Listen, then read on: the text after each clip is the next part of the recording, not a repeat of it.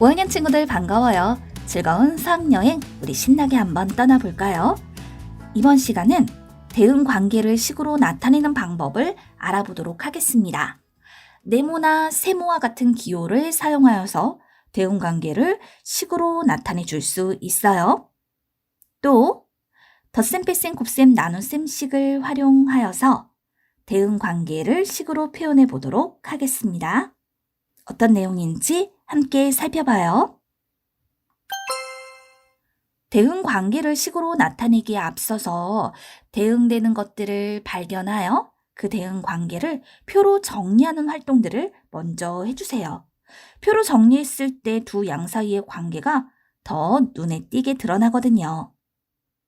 예를 들어 헬리콥터의 수와 날개의 수 사이의 대응 관계를 표를 이용해서 나타내 보는 거죠. 헬리콥터 한 대, 그러면 날개는 4개. 헬리콥터가 2대면 날개의 수는 8개. 헬리콥터가 3대일 때 날개의 수는 12개가 되죠. 이것을 표로 정리를 해준단 말입니다. 그러면 헬리콥터 수와 날개 수는 어떻게 변하나요? 이 대응 관계를 우리 지난 시간에 한 것처럼 먼저 말로 표현해 보세요. 날개 수는 헬리콥터 수의 4배죠. 또 날개 4개마다 헬리콥터가 한 대입니다. 라고도 얘기를 해볼 수가 있겠죠. 헬리콥터의 수는 날개 수를 4로 나눈 것과 같습니다. 라고도 표현할 수 있고 헬리콥터의 수는 날개 수의 4분의 1과 같습니다. 라고도 표현할 수 있겠죠. 자, 두 양 사이의 대응 관계를 자유롭게 여러 가지 방법으로 말할 수 있다라는 겁니다. 그럼 헬리콥터 수와 날개 수 사이의 이 대응 관계를 식으로 어떻게 표현을 해주면 되는 걸까요? 이런 경우 헬리콥터 수 곱하기 4는 날개 수와 같습니다. 날개 수 나누기 4는 헬리콥터의 수와 같습니다. 이렇게 곱셈식 또는 나눗셈식으로 표현을 할 수가 있겠지요. 그런데 이때 헬리콥터의 수나 날개의 수를요, 각각 네모, 동그라미라고 표현해 볼 수 있을 거예요. 헬리콥터의 수가 네모고 날개의 수가 동그라미라면 네모 곱하기 4는 동그라미와 같고요. 또 동그라미 나누기 4는 네모와 같습니다. 라고 표현할 수 있죠. 네모와 세모 같은 기호를 사용하여서 대응 관계를 나타내는 식을 보다 더 간단하게 나타내 줄 수 있습니다. 중학생이 되면요, 네모, 세모로 표현했던 이 기호를요, 문자, x나 y와 같은 문자로 바꿔서 표현을 할 수가 있어요. 헬리콥터 수 x, 날개의 수를 y라고 한다면 x 곱하기 4는 y와 같습니다. 또 y 나누기 4는 x와 같습니다. 라고 표현할 수 있죠. 바로 이런 문자를 사용하여서 나타내 주는 것까지 초등학교에서 배웠던 것이 중등교과로 연계가 된다라는 것을 머릿속에 생각해 두자고요. 여러분이 중학생이 되면 지금 들었던 이 말이 떠오를 거예요. 그런데 반드시 네모와 동그라미로만 나타내야 하느냐? 아니에요. 별도 좋고 세모도 좋고 다양한 기호로 나타내 줄 수 있어요. 우선 우리는 두 양 사이의 관계를 표현하기 위해서 곱하기 4 또는 나누기 4와 같은 걸로 표현을 했었죠. 분명히 수는 변함이 없었어요. 즉 같은 관계인데 곱하기 4로 나타낼 수도 있고 나누기 4로 나타내 줄 수도 있다라는 거. 그러니까 두 양을 어떤 기호로 나타낼지를 정하고요. 그 다음 덧셈, 뺄셈, 곱셈, 나눗셈, 더하기, 빼기, 곱하기, 나누기 중에서 이 두 양 사이의 관계를 나타내기에 알맞은 것을 선택해 주는 것이 중요해요. 또 하나 예를 들어 볼까요? 1초에 6m를 가는 자전거가 있어요. 이때 우리 이 초를요, 세모초라고 표현하고요. 이 가는 거리를 네모미터라고 생각을 해보도록 하겠습니다.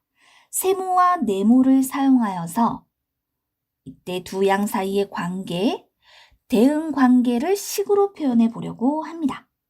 그렇다면 세모초, 네모미터라고 했으니까요. 네모는 이라고 해서 식을 세우게 되면 네모는 세모 곱하기 6과 같습니다 라고 표현할 수 있고, 반대로 세모는 하고 식을 세우면 이때는 네모 나누기 6과 같습니다 라고 말할 수 있겠죠. 즉 세모가 1일 때 네모는 6, 세모가 2일 때 네모가 12, 세모가 3일 때 네모는 18 이렇게 표현이 되니까 네모는 세모 곱하기 6과 같고 세모는 네모 나누기 6과 같습니다 라고 나타낼 수 있는 거예요. 네모는 세모 곱하기 6이라고만 표현할 것이냐? 그건 아니고요. 네모는 6 곱하기 세모라고도 표현할 수 있어요. 두 수를 바꿔 곱해도 결과 같으니까요. 보통 우리 곱셈식에서는요. 수를 앞쪽에다 표현해요. 그래서 네모는 6 곱하기 세모와 같습니다 라고 나타내 줄 수도 있죠. 하나 더 해볼게요. 1초에 10ml씩 물이 나오는 수도가 있어요. 그러면 이때 이 초를요, 별초라고 하고 밀리리터, 그 물의 양을요, 동그라미 밀리리터라고 해보도록 하겠습니다. 대응관계를 식으로 나타낼 거예요. 동그라미는 어떻게 된다? 10 곱하기 별과 같다. 또 별은 무엇과 같다? 동그라미 나누기 10과 같다. 즉 1초에 10ml, 2초에 20ml, 3초에 30ml가 된다라는 거죠.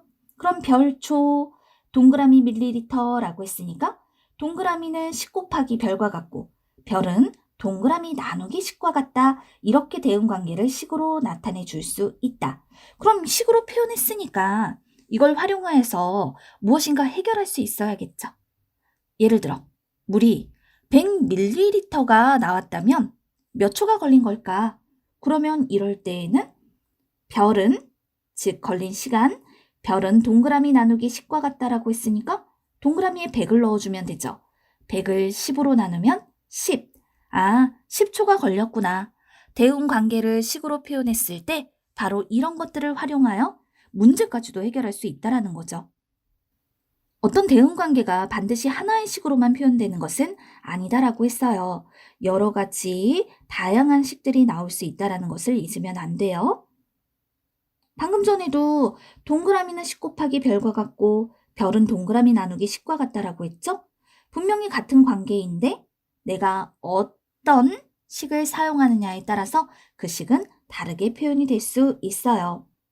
물의 양을 구하려고 하면 동그라미는 10 곱하기 별과 같다라는 식을 활용하면 되는 거고 물이 나온 시간, 즉 이 별을 구하려면 별은 동그라미 나누기 10과 같습니다라는 식을 적절히 사용해 주면 되는 거예요.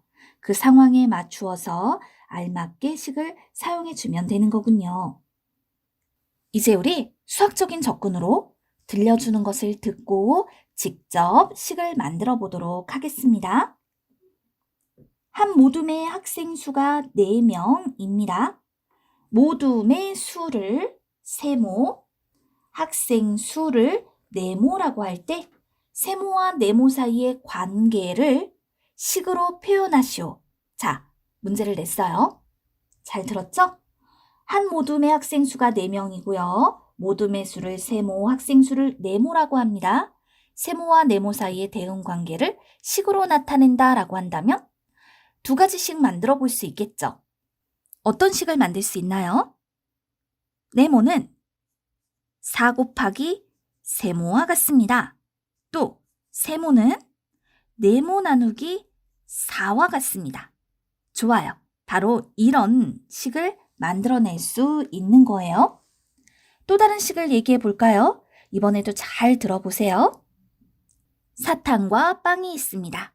사탕의 수를 별, 빵의 수를 네모라고 할 때 사탕이 2개이면 빵이 3개고 사탕이 3개일 때 빵이 4개, 사탕이 4개일 때 빵이 5개, 사탕과 빵수 사이의 관계를 기호를 사용한 식으로 나타내시오라고 했어요. 어떻게 표현할 수 있을까요? 사탕의 수는 별, 빵의 수는 네모라고 했습니다. 그런데 보니까 사탕이 2개일 때 빵이 3개, 사탕이 3개일 때 빵이 4개, 사탕이 4개일 때 빵이 5개. 빵의 수는 사탕의 수보다 1개가 많죠.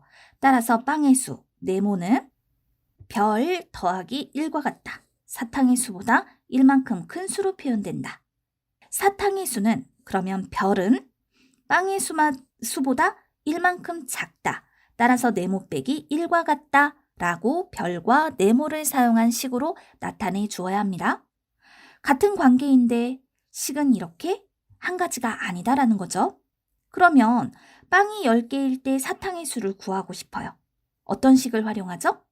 그렇죠. 별은 네모 빼기 1과 같다라는 식을 활용하는 거죠. 네모에다 10을 넣어보면 10에서 1을 빼면 9잖아요. 그래서 그때 사탕의 수는 9개예요. 또 반대로 빵의 수를 구하고 싶어요. 사탕이 예를 들어 10개인 거예요. 빵의 수는? 그러면 빵의 수가 네모였으니까 네모는 별 더하기 1과 같습니다라는 식을 활용하는 거예요. 그럼 별 자리에다가 뭘 넣어주면 된다? 그렇죠. 10을 넣어주면 되죠? 그럼 10 더하기 11이니까 이때 빵의 수는 11개가 되는 거예요. 이렇게 식을 세우고 내가 무엇을 구하려고 하느냐에 따라서 세운 식 중에 알맞은 것을 골라 활용해주면 된답니다. 배운 내용 정리해 볼까요? 이번 시간 두 양 사이의 대응관계를 찾아서 식으로 나타내는 방법을 배웠습니다. 네모, 세모와 같은 기호를 사용해서 나타낼 수 있지요. 두 양을 어떤 기호로 나타낼지 정한 후 더하기 빼기 곱하기 나누기 중에서 두 양 사이의 관계를 나타내기에 알맞은 것을 골라 식으로 표현해 주세요. 여러분들이 직접 경험해 봐야 하니까 다양하게 대응관계를 찾고 식으로 표현해 보자고요.